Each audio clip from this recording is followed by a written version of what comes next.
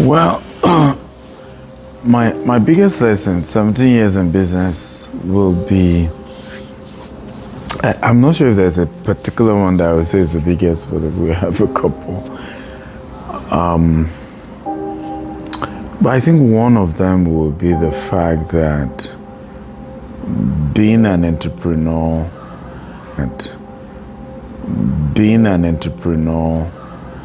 and wanting to do business at the highest level means you need to have a tough skin, means you need to be ready to hear the most unbelievable things about you. You need to be prepared for attacks. You need to be prepared for a lot, and I think sometimes some of us, when we didn't start out figuring that pattern. I didn't start business figuring out that one day I'm gonna go viral over how much I charge mentees for a year coaching program, and that would then lead to a spiral of fake news that would lead to panic with customers. I didn't sign up for that 17 years ago when I was starting, right? Where was social media when we even started? But I think in 17 years of doing business, that I'm realizing, employees, you're gonna have issues. Customers, you're gonna have issues. Partners, you're gonna have issues. Regulators, government officials, you're gonna have issues.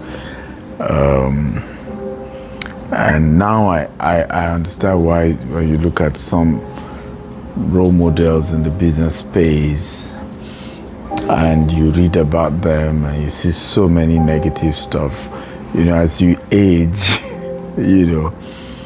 some things will just start rubbing off for you. And I think there's that innocence when your business is still young. There's still that everybody kind of like you. They see that you're able to manage things. But as soon as customers runs into thousands, project runs into tens and hundreds, there's just no way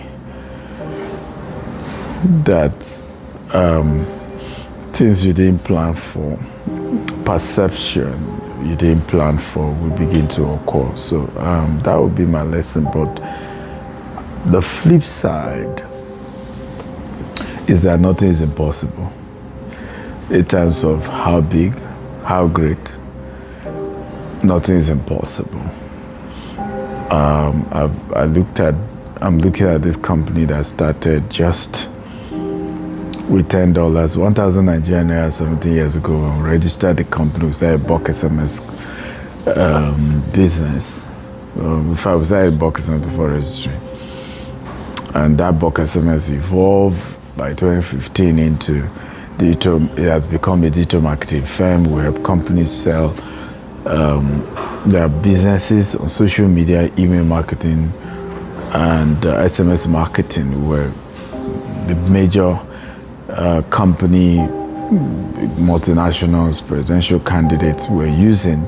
We had the largest phone number database in Nigeria at that time, the largest email database. So irrespective of which party you belong to, you are our customer, because people who you eventually give the job to will have to still bring it to us because we're the main brand at that time.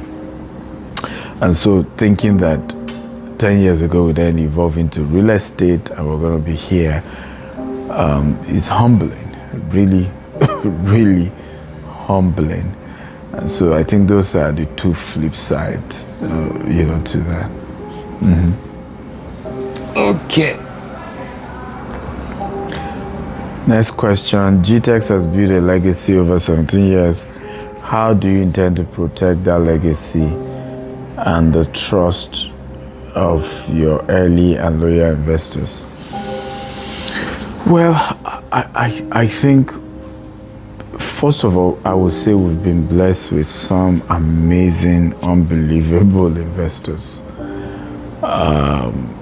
Honestly, when I look at some of our investors, I just be like, do human beings like this exist? Now, we've also had some So, to be honest with you, some challenging people who call themselves customers we've had, or investors we've had, oh boy.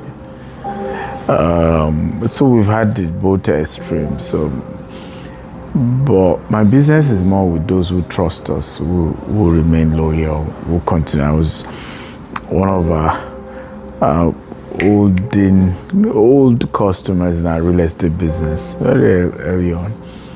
Today, yesterday was his birthday, and we got talking, happy birthday and all that. And I was like, okay, so what birthday gift should we give you? He said, I want to be living with you in Houston, and we laughed over it.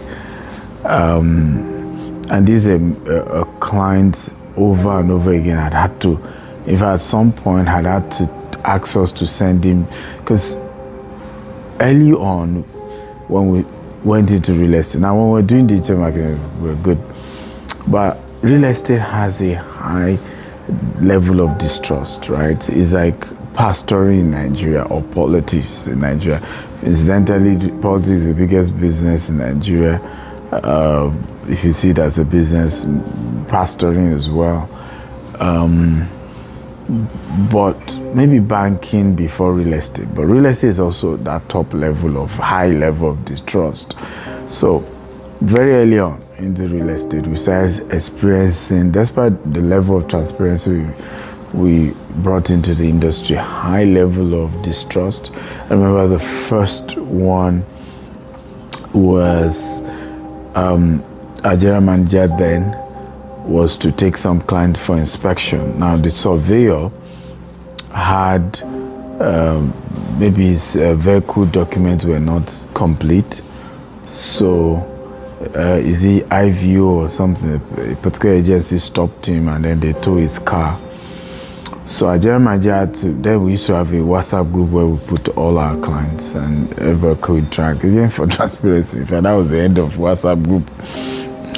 And then one of those clients who was supposed to come, so the general manager messaged them and said, hey, we're so sorry, we'll have to postpone this allocation because our surveyor car document was not intact, and the vehicular agency had to tow his car. And guess what the customer went to put in the group? Gtext, is selling land with fake document, and their surveyor has just been arrested. Oh boy. The WhatsApp group exploded. I mean, hey, every attempt to explain that no, it was his car that had an expired registration document. We've always known. Hey,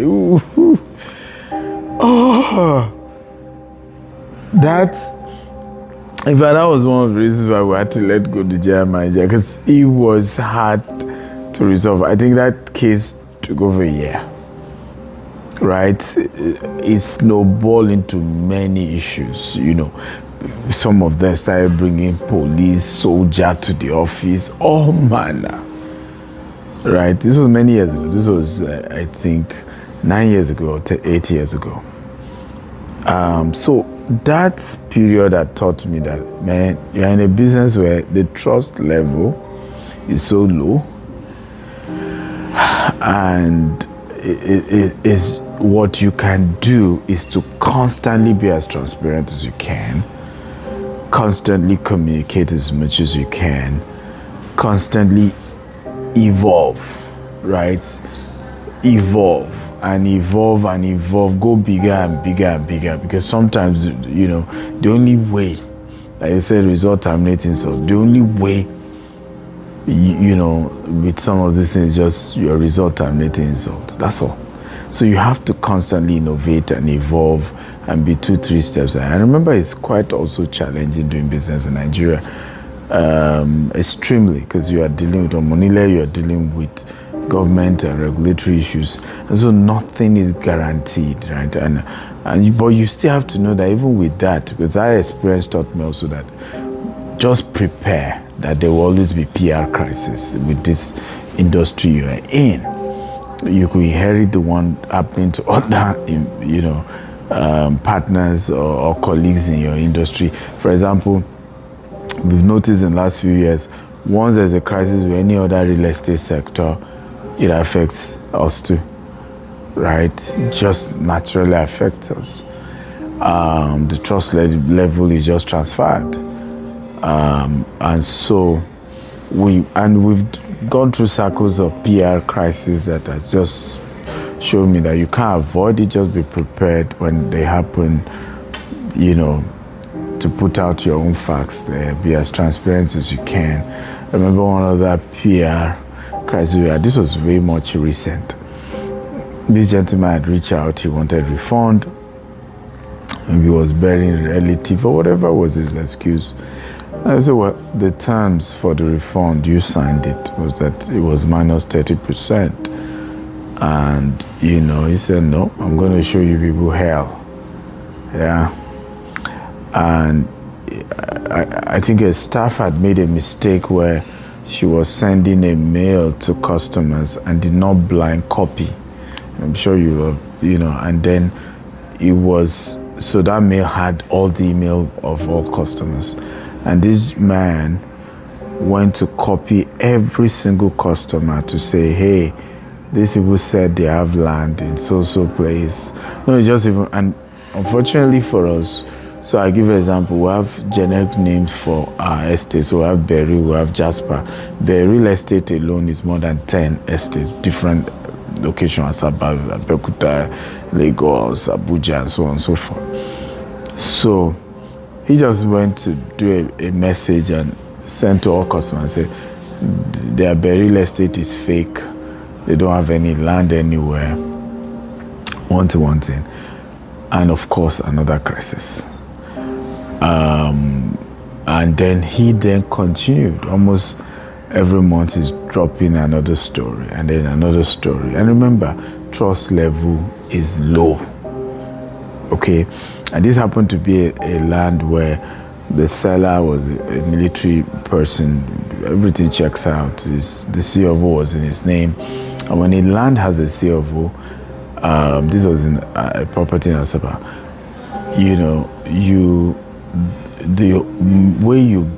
When you buy it, the transfer of ownership is done through deed of assignment and a survey. Okay, and again, there's ignorance in our sector. And so a lot of people don't even know how it works. So this guy, and also another person was then challenging, because it's a whole large expanse of land. We bought a portion. But there's somebody else challenging the ownership with this particular military colonel, and then took him to court. And this guy took the court document and said, see, the court document it shows it's also colonel, of course, whose name is on the CFO. It's a larger expanse of land. But as was this person, see, even on the court document, it didn't show Gtext's name. So they don't own the land. But nobody says, did the corners claim he didn't sell land to us? Who will allow anybody to put signage on their land when it's not theirs and all of that? Right? If two parties have issues, they will resolve it. Our lawyers are available. If it eventually becomes a case which is rare for him to lose because the CFO is in his name. But this guy carried the story and made a whole issue. And of course, we've been through those circles over and over again. But for me, I've learned over time, just do things right. When you do things right, 1, your conscience is clear. 2, the law is on your side. Okay? And so, it doesn't matter what people do, you're solid. And I think that has been helpful. And for us as a company to continue to build trust is to be transparent, to be vulnerable, share things, open up, talk to our investors. The ones who really believe will believe. Those who don't believe have already made up their mind before anything happened, really. So there's nothing you can really do. But we have continued to just be as transparent as we can.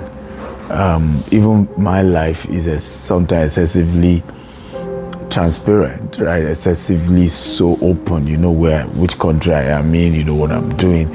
All that is part of just showing people we're here. You know that we expand globally. We are here. We built a brand. We can't hide. We can't go anywhere. And by being lucky to have started business at the age of 17. And then, of course, 5 years later, then registered it and so on and so forth.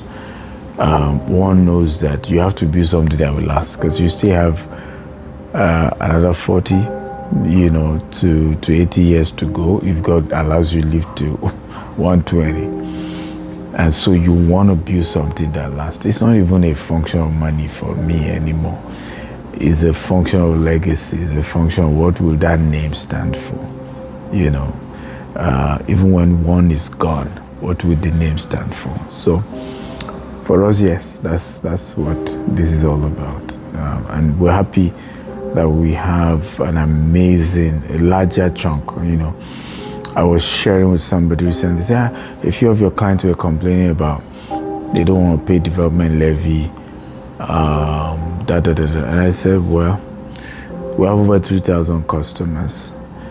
And I can assure you this, a few of my clients that you're talking about, you will not find 50, right, out of over 3,000. And even this 50, majority has been refunded. When some of them say, oh, I'm not interested in paying, okay, you want your money back. And so, but people can keep repeating something over and over again. You can exaggerate things. And so, for me, I've been encouraged by the story of Jesus, even with employees. Sometimes people are like, why do you invest so much in your employees? Many of them will go and say, yeah, but just do the numbers. Every 12 disciples Jesus had, one was a Judas. So, and all of us will eventually realize that we're way more lucky than Jesus, right? Because most of us don't have 1 in 12. Some of us is 1 in 200, 1 in 300. So you're way much lucky.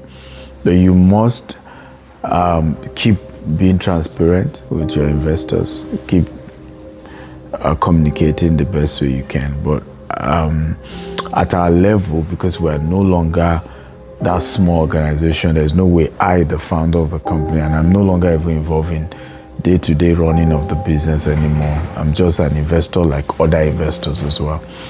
And so there's no way I personally can communicate with over 3,000 customers, right? We have had to, we have a group CEO, we have MDs for each subsidiaries, now over 10 subsidiaries, we have different customer service team, and we just appeal to customers to respect whoever is talking to them.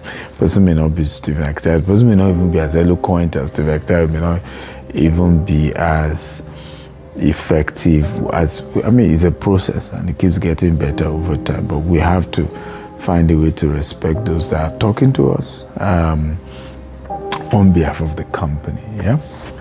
One of the most talked about issue, development levy. So when some of our estates, remember 10 years ago we expanded into real estate. So when we started, you don't have it all figured out. At first, let's just sell land. And later we realized that if you're just selling land, so for example, you buy 10 acres, right? The family that sells 10 acres sell to you sometimes 600 square meter per plot. Some sell 400, some sell 450, some sell 500, depending on the state you are in. In fact, some sell more than 600, depending on which state. And we're in, more than 10 states, I think, now in Nigeria alone, aside Dubai, UK, and US. And what we then notice is that when they sell this plot, they don't do, there's no internal road, right? So how will I move from my plot to the next person's plot?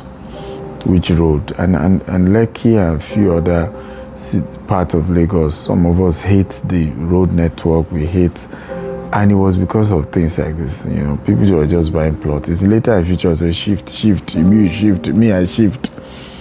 So a few years into the business, we realized that we can't continue, because we bought it that way, we sold it that way. No, we needed to create internal road. We call it serviced plot, right? So we needed to now figure out a way.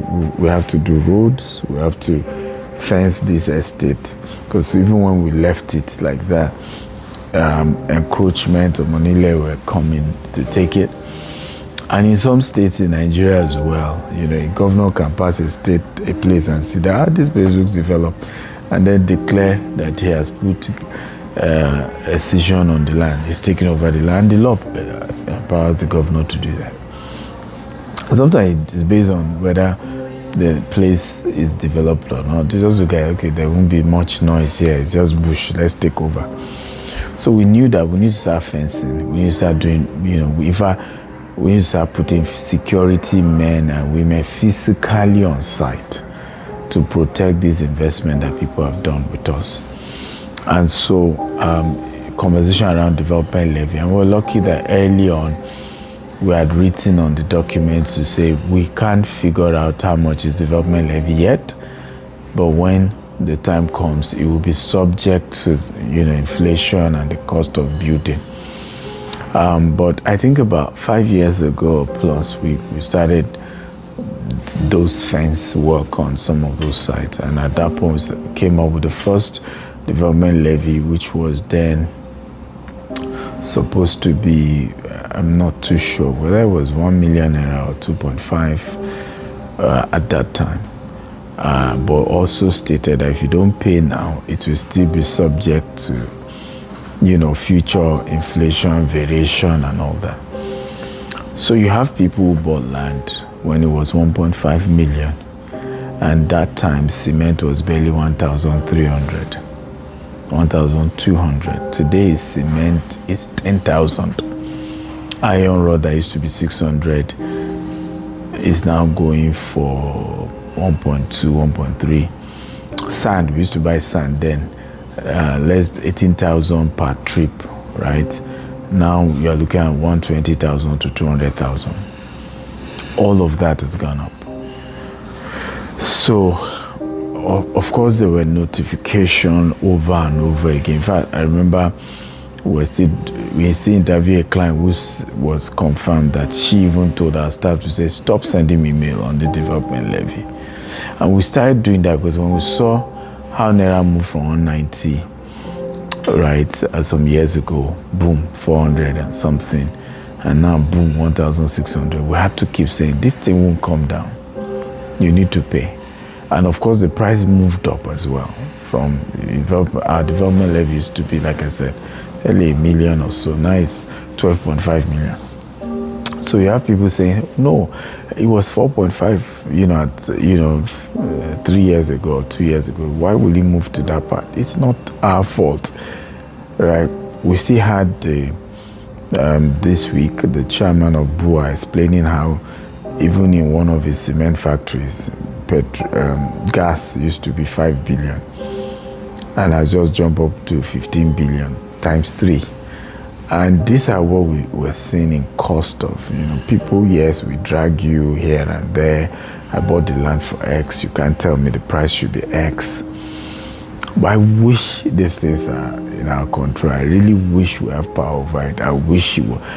I wish.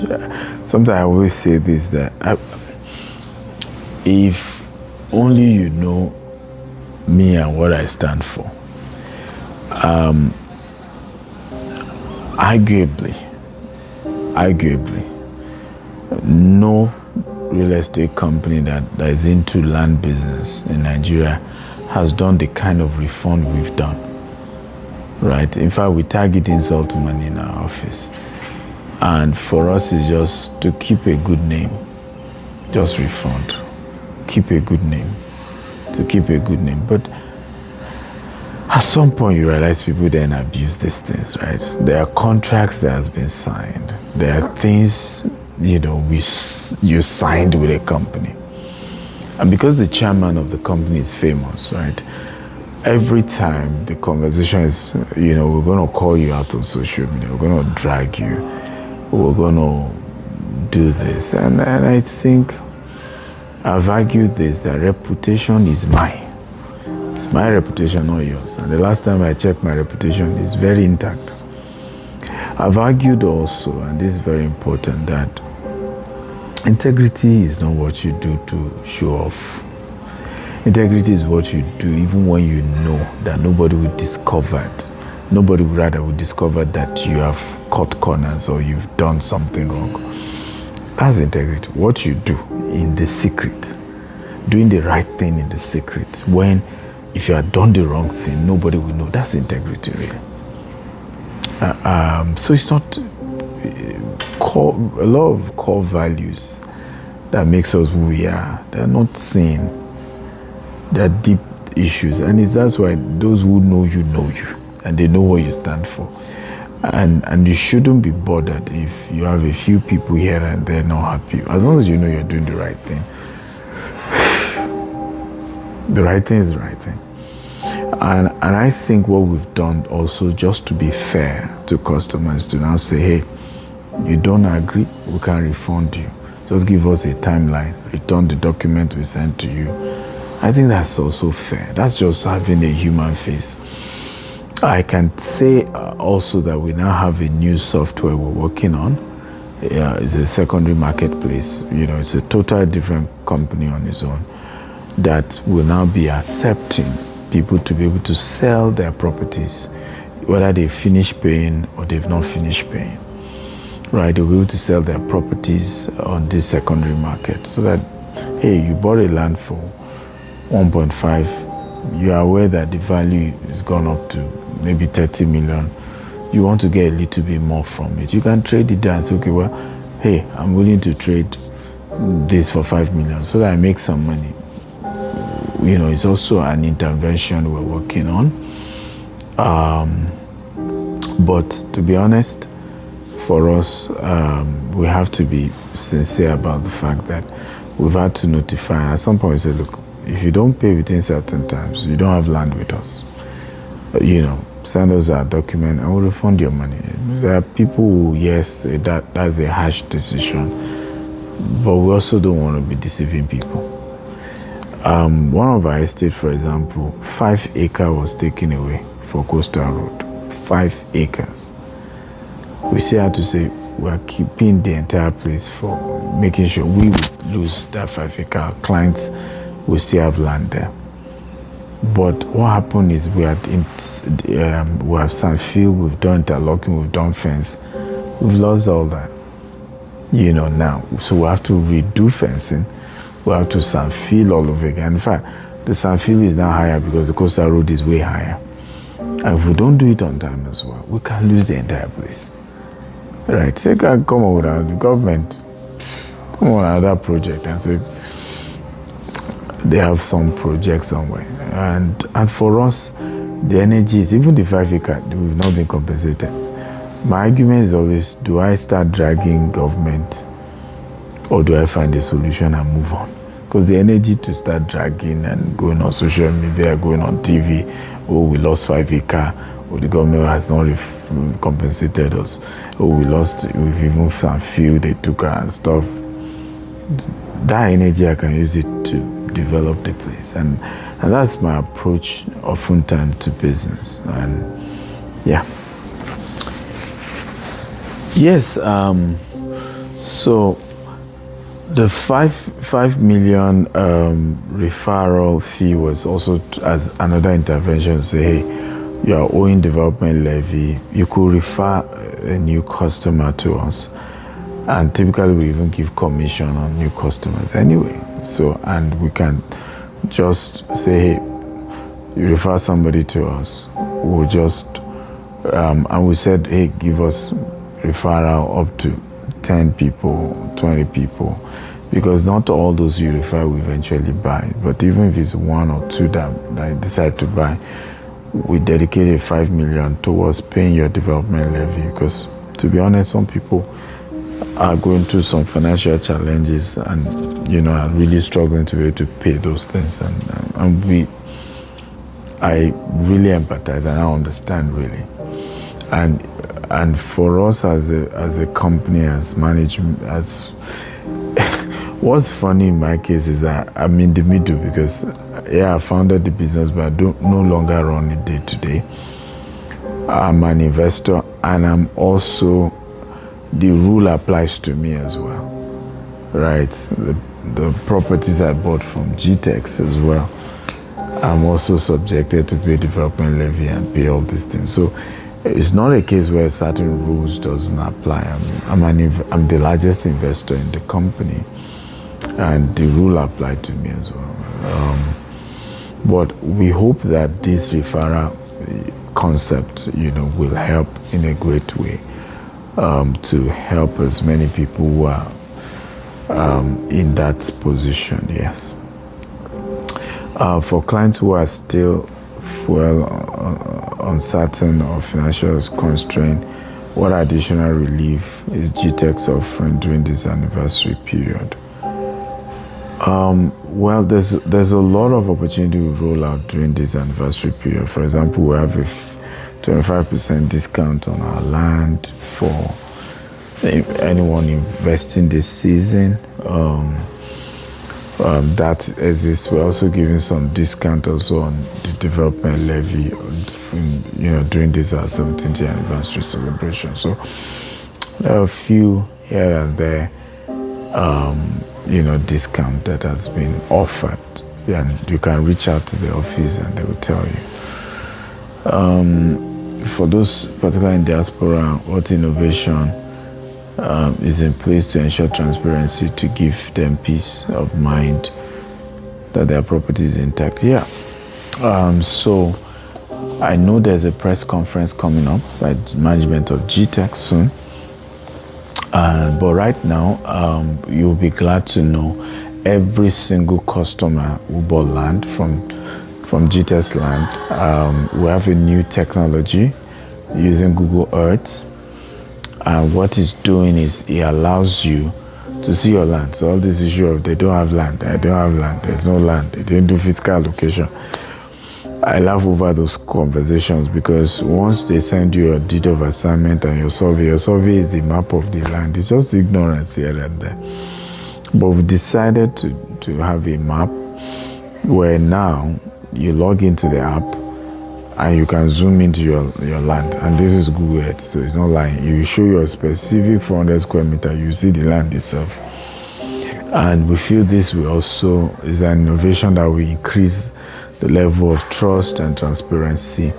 Like I said earlier, also the new company that is being launched soon, that will also is a secondary market company. It's not just for Gtext. Different real estate companies are able to come and sell their properties, and customers can come on the platform and all of that. So it's something unique that we think will enhance trust, and because this is an industry problem. So we believe that this new platform will address this problem beyond just our own company. It's just going to be a major solution for even other real estate companies as well.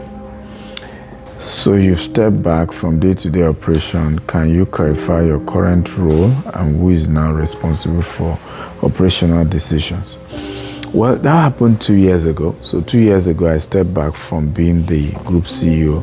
And sometimes people see quotes, call me group CEO, because we did a lot of media tours with our new group CEO, Mr. Rana Ijaz, who operates from Dubai and, sometimes also in Germany. And he visits Nigeria time to time. In fact, he has done more than 2 trips already to Nigeria, Very important why we did that was because we are now, all these years we've been bootstrapping this company for 17 years. And we knew that we needed to start getting institutional funding. So he's worked with Deloitte and a lot of these bigger corporations and needed to come in and restructure the business so that we're positioned for institutional funding. So in the next 2-3 years, you will see, in the next 5 to 10 years, you will see massive growth. And that because we are now able to access institutional funds. It's no longer just bootstrapping with our own sales and my own personal investment to the company.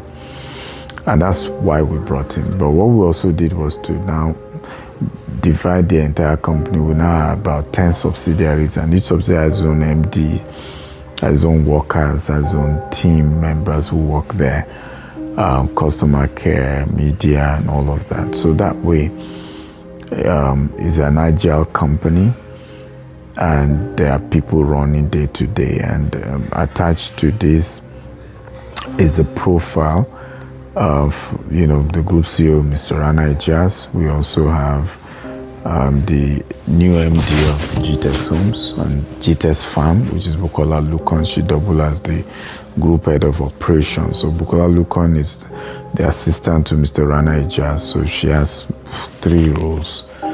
And she's been with us for over 9 years now. And that's the beauty of a lot of the leaders. They've been in the system for a long time, so they know the business, they know all the facts. We have Farouk Usman, who was recently moved from Gtext Home to Gvest as the new head of Gvest. Gvest is a cooperative, digital cooperative in Nigeria, and is a SEC-filed investment company in the US. And so Gvest is there. We also then have Gtext Land, in person of Shola, who recently moved into that role and been doing well. He too has grown through the ranks over the years in running that. We have Gtext Suit. Gtext Suit handles our secondary market business. So sometimes you hear people say, Gtext doesn't have, hasn't built houses. That's not true. What we've done is to have different, in our Nigerian business, to have different, how do I call it, segmentation. So we have mini estate here and there. I mean, we sold out one recently in Shogotedo. It was just 5 units. We have about 5 units as well in Life Camp. In Abuja, we're selling right now, but they're not green and smart. So different value proposition. So we have those mini estate, 5 units here, 10 units there, 2 units there, and here and there. But they are secondary market. They're purely, we finish building, then we sell it, right? At the right price point, no pressure. Sell at the right price point, we're okay with. Same in Dubai. We do massive investment in Dubai. People buy from us in Dubai. We buy and rent, and have that. So Mrs. Akintayo handles both at Dubai arm and Nigeria arm when it comes to secondary market. We also have in the leadership, Jessica Elebio, who handles our Gtext and Associates, is a subsidiary in charge of partnerships, right? So people will sell properties for us. That's the person who's in charge. We have Mr. Glory Okodua in charge of sponsorship events and corporate partnerships. We have Mr. Onifade, who's in charge of activations and coming in as the new MD for our new subsidiary, which is an app that will help for people who want to sell, you want to trade your property with Gtext or any other real estate company. So we have those huge different leadership, of course, head of legal, head of process, new head of finance. It's a very very well structured system with head of legal, and you have all these, leaders who run different arm of the organization. And my argument is Gtext is one of the most structured real estate firm you will find. It's not a one-man business, it's not. Even my wife recently became an MD, and it's just of an arm. She's not even next to me in ranking. I happen to be the chairman, and that's more of my work now is mentorship, investment. I have to keep investing, hoping to get returns, providing guidance, advice, support, institutional knowledge, and things like that. For me, the next phase is investing in new businesses, expanding new ventures. We're going to movies. We're going to new companies that we're going to be buying. So venture capitalism. We now have a registered venture capital company and a private equity firm that will be buying a lot of companies in the US. So there's a huge expansion we're doing as we speak, but some of it we're waiting till, we're not rushing, publicizing some things going on at the moment. But yeah, those are, where I am. And mentorship, I'm big on supporting African businesses and see how more businesses we can raise and help. And that's where I am. Okay. Well, I think the new leadership is, so let me say I have absolute confidence in our leadership. These are people who are part of growing this business, and I trust them. Again, they may not be as charismatic as I am. They may not be as vocal as I am. They may not be comfortable on TV, on radio, on media. And I think they are working their way. Mind you, I've been doing this for years. I started public speaking in secondary school. So it's a lot easier. But I know that our team are working their way into that. We now have Gtext Media as well, which Farouk Usman is the MD. And with Gtext Media, we are evolving a new media and PR firm. And I'm sure that, that will evolve into getting more of our management team being out there. But I think for one of the things we instituted last year, by the board, and we have a huge advisory board. So, for example, our land business, Baba Michael Kiro is the chairman of the land business. He runs. We don't buy any land without him vetting it, and so many things like that. We have different lawyers, who also work with us. We have, every subsidiary has its own board. And every quarter, the board reviews what they are doing. And it's a strong corporate governance. But I know that also one of the things that started last year or 2 years ago was doing monthly webinars with customers. I think that has to be improved to make sure that one way or the other is advertised early and customers show up. And our MDs are able to answer the questions, allow people to express themselves and listen to them and reassure them. But I think some of the issue at the moment is not even much of reassurance. It's much of going viral for $18,000 and then some people then trying to hide under that to spread a lot of fake news that are not real, incite customers against the organization, create panic and fear. And they've done it with banks. Even just a few days ago, CBN is having to assure the public about some banks, because once anybody just come and say, well, this bank is about to fold up, people believe. Someone comes there and say, Gtext is about to crumble or Stephen Akintayo is a scam. The advent of social media, anything anybody throws out there is law, whether it's vetted, whether there's evidence or not.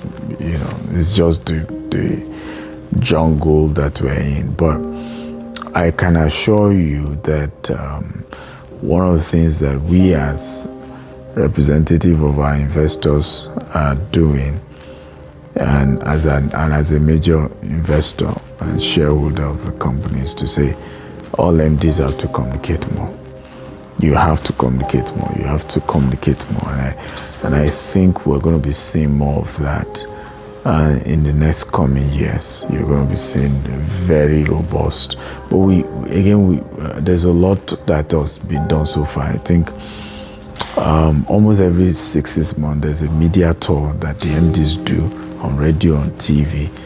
But you will see a lot more of push of the brand of the MDs coming out and speaking up, so that, because we need to separate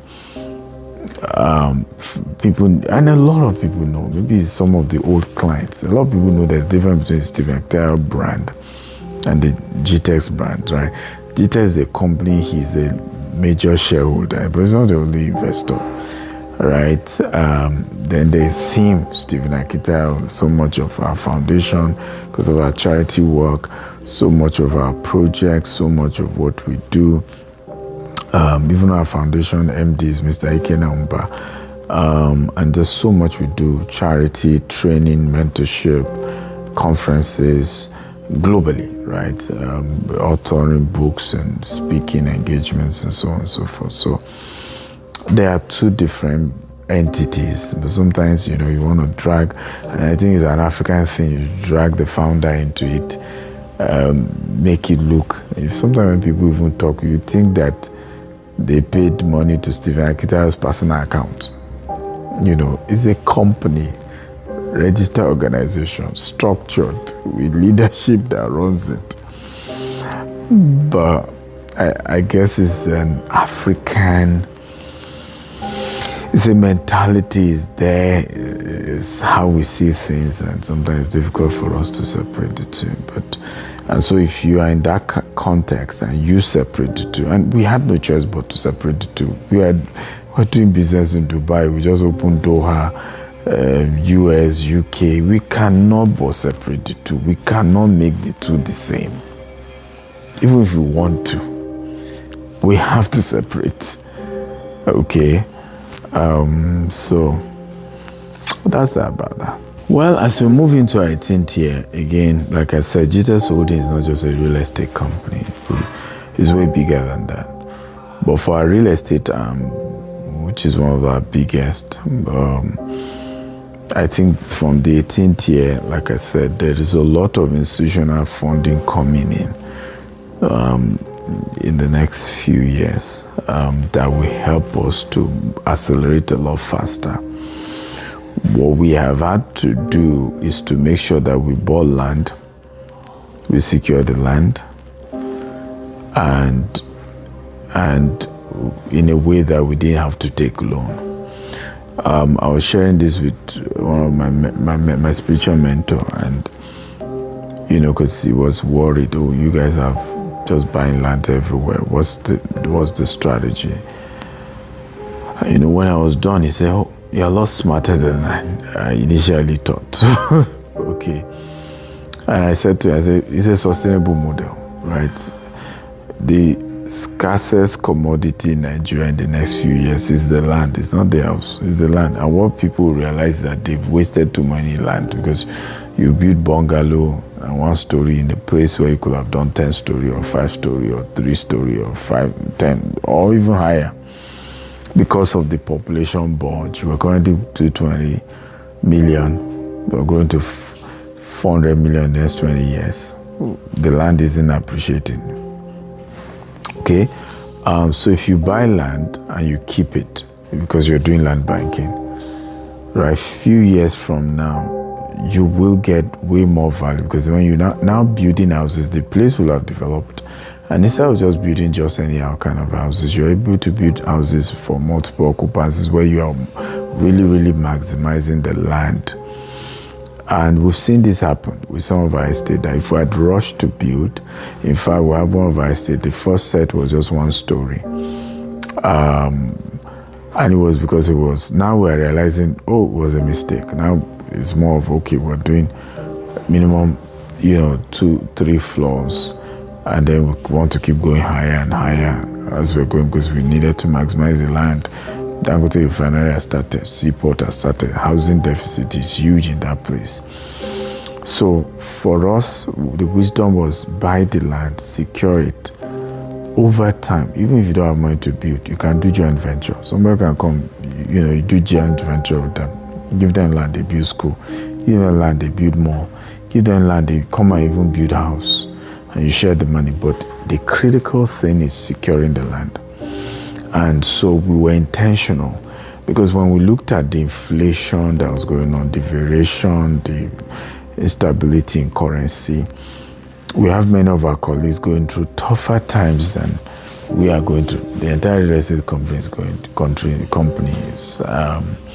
real estate industry is going through a really tough time because of this issue of, where you can plan that you're going to use 50 million to build a particular house, and the next thing you need 120 to build it. And so that has created a major issue. Now, alternatives, you could go take loan, high interest rate, not being sure if COVID could happen or anything can happen and put us into big trouble. And we just didn't want that. We wanted something sustainable. So we focused in Nigeria more on land.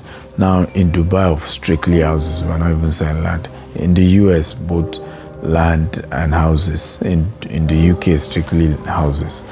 And that was a good move, because we are one of the most internationally expanded companies. A lot of other people are joining us now, and that's okay. But that happened during that period, because it was either you want to join the bandwagon, you just to prove a point. We're building houses, right? Or you expand. So we move from just being in Lagos and maybe Ibadan, right, to Asaba, massive expansion, Abuja, and the eastern parts of the country and many other states, and then multiple locations, even where the states we are in, and we think that has been a fantastic, clever, smart move, one of the best moves we've made, because we wouldn't have grown this fast if we were not that strategic. And we thank God for that wisdom. We thank God for that wisdom, and so it's helped us to really be solid. I'm not sure we'll be where we are today if not for those decisions, and it's turned out to be great. So going forward is easy now as the economy stabilizes for the Nigerian arm to start building houses. Here in the US is good news all the way. Our strategy turned out to even be way better than we thought of in the US, really. I won't go into details, but oh boy, in the next 24 months to 5 years, we're in for a great time here in the US with our expansion. So we thank God for that. We're really, really grateful for that. Well, for the rest of Gtext Holdings, it's massive expansion. So what we are doing is we're creating an ecosystem, right? What are the other things that complement each other? If you're doing real estate, you need media, you need PR. So hence Gtext Media Revival. It's existed, but we just had to revive it. Education is another major ecosystem that we're exploring. Entertainment is another ecosystem. So this year we're going to be doing 3 YouTube series.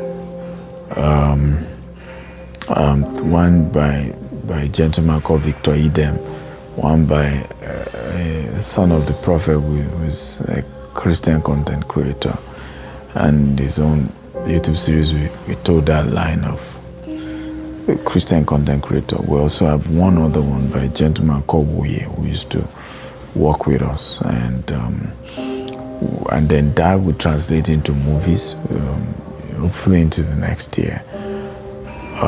There are also plans to just look at other complementary aspects, like, our Greek business is really, we're positioning to be one of the biggest packagers and retailers of rice. You're going to be seeing us pushing out so much of rice and other kind of grains and stuff like that in the agri sector. We're working, of course, on agrotourism and a few other things that are coming up. But there's so much. But you'll soon be seeing them. Right? God will spare our lives.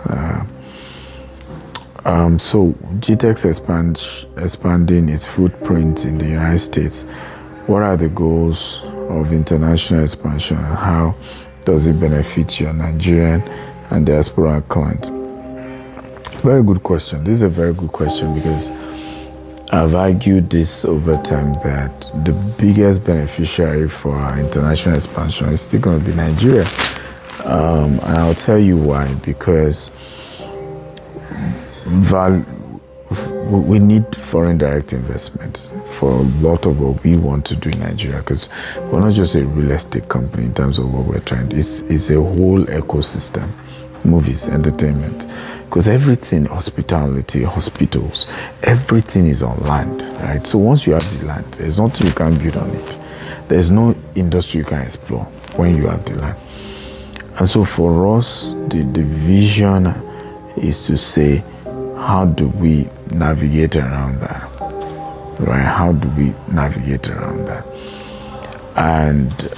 And so as we expand in the US, it positions us to be able to repatriate our profit back to Nigeria and, start massive expansion. It also helps us to be able to take, if anybody is investing with us, okay, you know what? I'm willing to take this risk again, with this thing you are doing in Nigeria, since you're passionate about it. But do you have assets in the US? I don't trust your judiciary system in Nigeria, right? But we can have your US assets, right, as a guarantee for what we're giving you for your Nigeria expansion. That is what we're working on. Okay, and it's working. We're getting a lot of positive interest. And I can assure you, in the next 5 years, it's a whole different conversation. You watch this video and you remember I said this. And we're excited about that. Really, really excited about that. As someone who mentored many entrepreneurs, what does mentorship play in the journey, and how GT has continued to empower entrepreneurs? Well, mentorship is something very critical to entrepreneurship. If you're really going to scale your business, somebody has to mentor you. I tell people that mentorship is the only shortcut to growth in business that I know of. It's the only shortcut. And sometimes people say maybe wrong words are being used, coaching instead of mentorship. So mentorship, and a lot of people don't know the difference. Coaching is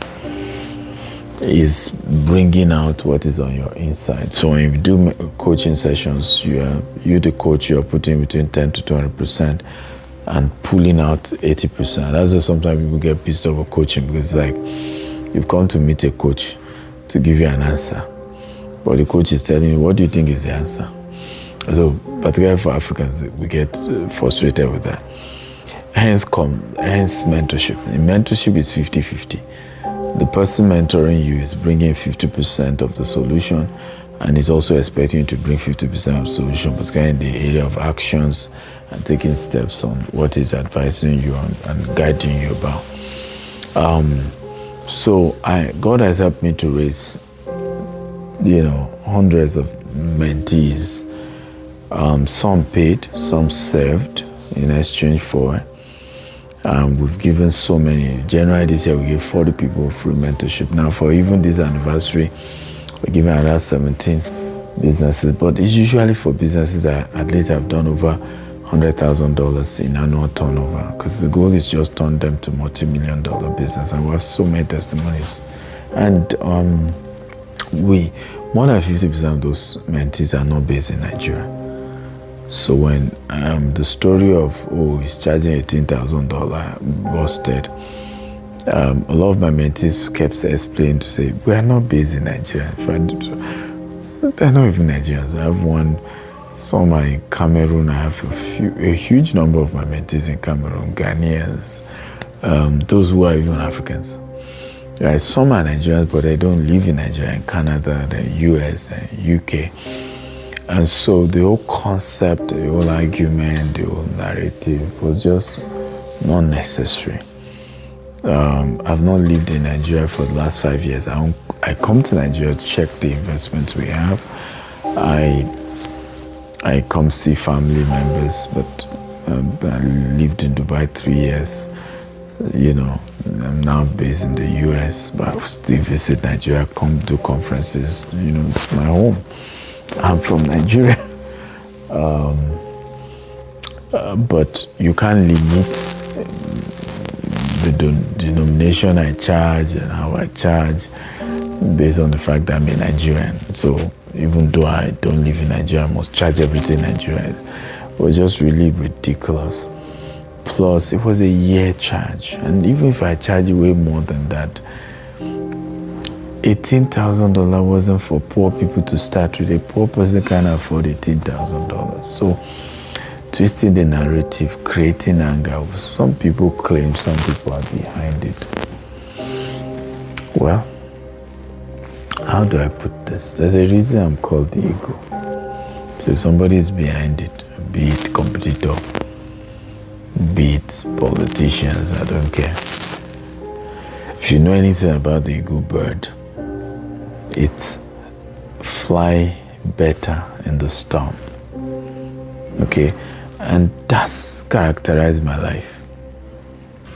The bigger the storm, the bigger the flight. The bigger the storm, the bigger the flight. So I can watch out. That's all I would say. All I would say is just watch out. Right? There's a bigger flight. Bigger. Right? Yeah. So bigger. That's all I can say. There's some things you just, at this point, I just want to keep quiet on some things. But bigger, shocking flight. As the Lord liveth. Yeah. So, but what is important is those we've mentored, the results that terminating Southern. A lot of testimonies are out there. If you check them, you'll see them.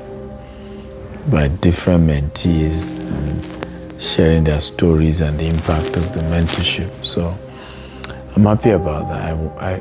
I'm more concerned about the results than anything else, right? My message for all old and new investors is that keep faith in us. First of all, I want to say thank you, right? Thank you for believing this vision. We have an amazing team of resilient investors. With the attack we faced in the last 3 weeks or so, you will have thought that by now, for a company that has thousands of investors, you would think that at least, let's say 10% of our investors will have been panicking, At least that's 300 plus investors. And as much as we have a few, but when our team even did the research, we saw that a few of those we even are no longer our customers. They are people that have been fully refunded. I think we only had 3 customers who said they wanted refund in the course of this whole 18K saga. And that's huge when you have over 3,000 customers. So that tells you that the faith, the belief, I don't know where you guys get it from, because to be honest, sometimes I myself wonder at the trust, and it puts a lot of pressure on me, right? A lot of pressure. I mean, I've said it to our management team. I said, look, these people believe in us. Why? I sometimes don't understand. Why? I don't understand, right? But I want to say thank you. Whatever you see in us, I can only say thank you. God will bless you. But keep faith, and I can assure you, this is a brand you've been proud of for, I don't know when you join us, whoever is watching this, but you have much things to be proud of. When you look back, the next 5, 10, 20 years from now and say, I knew I was right. I knew I was right. I knew I was betting against the right company. Now I'm here in Harvard and we're reviewing different companies, and in fact, the one we just reviewed tonight with my living roommates. One of my living roommates said, I had the opportunity to invest in this company when the valuation was just $200 million. And the company, he said he didn't believe in the company. The company went on to have a valuation of $50 billion. I mean, let me put it this way. If this guy, and he had the money, so it wasn't about the money. If he had put in just $100,000 and sold it when the valuation had hit 50 billion, right? It simply means that his $100,000 will have been worth over $10 million. That's insane. So Gtext is one of those companies that is worth having faith in. Listen, aside public speaking, writing books, podcasts, consulting, mentorship, and our foundation work, I've not done anything outside of this. Right? That's how much faith I have in it. Most people do not know that my commission for the last 10 years have not been withdrawn, running to billions. We kept putting it back into the business. I've loaned this company money over. I'm not going to do that if I don't believe in it. Oh Lord, I so believe in this company. Okay.